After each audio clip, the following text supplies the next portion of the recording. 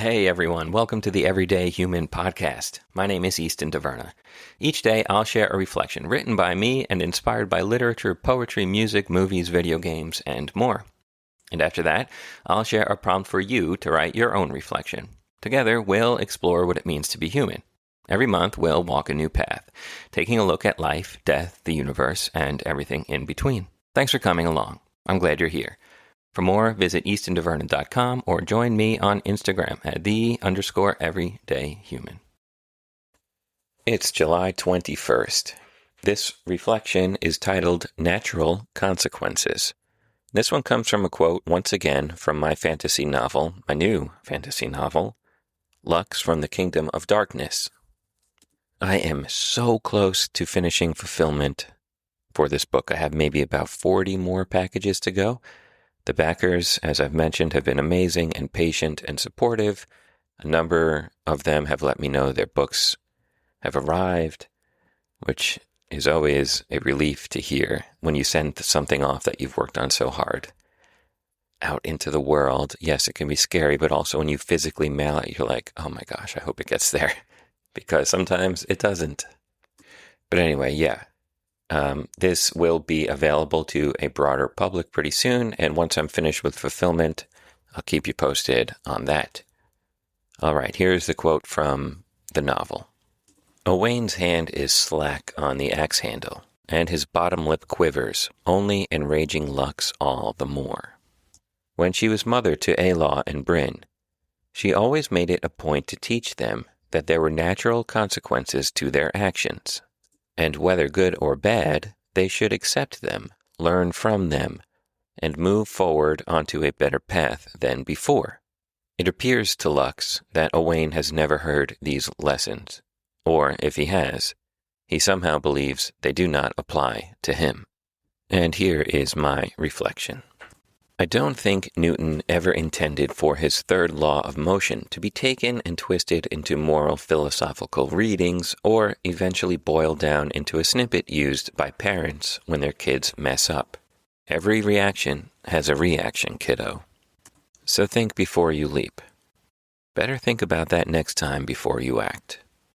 But it is timeless wisdom. If it isn't that phrase, maybe it's the teaching of karma in Hinduism. The universal law of cause and effect.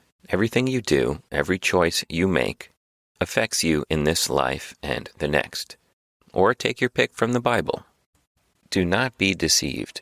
God is not mocked. For whatever one sows, that he will also reap. Not a spiritual type? John Stuart Mill has your back with his philosophy of consequentialism, born of utilitarianism. Your actions matter because they have consequences. Although, you can go down the philosophical rabbit hole with this one.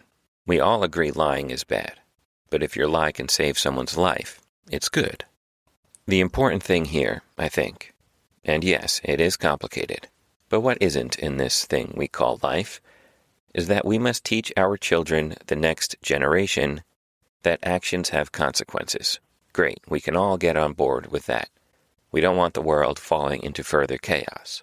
But more than that, while imparting this timeless knowledge, we must remember two things. 1. Don't just say it.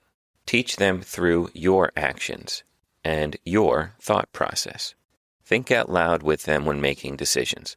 Show them how to assess pros and cons.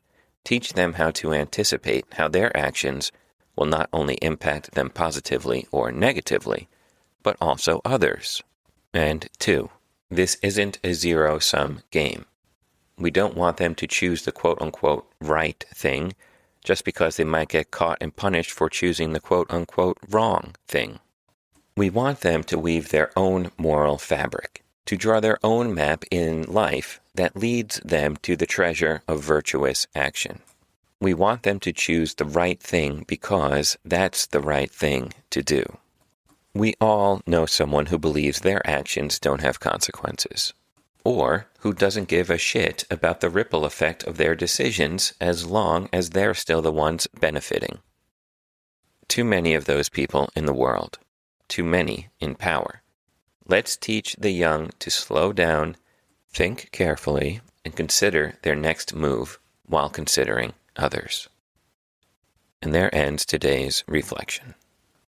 Even if you're aware of this, it takes great discipline and training to fully consider the consequences, the natural consequences of your actions when making a decision.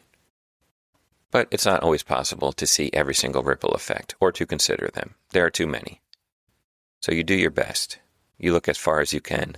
You think about the outcome. You make your decision and live with the consequences. If you have kids or influence as a teacher or aunt, uncle, whatever, try and teach this to them as well. Because there are a lot of people out there who don't believe their actions have consequences. All right, anyway. Now it's time for your reflection question. So in your journal, on your napkin, or while you're looking out the window, ask yourself this. Do I consider the consequences of my own actions? What's my thought process, and how am I teaching the next generation how to act? That's it for today, July 21st. I'll be back tomorrow, July 22nd, with another reflection. Have a good one, and take care.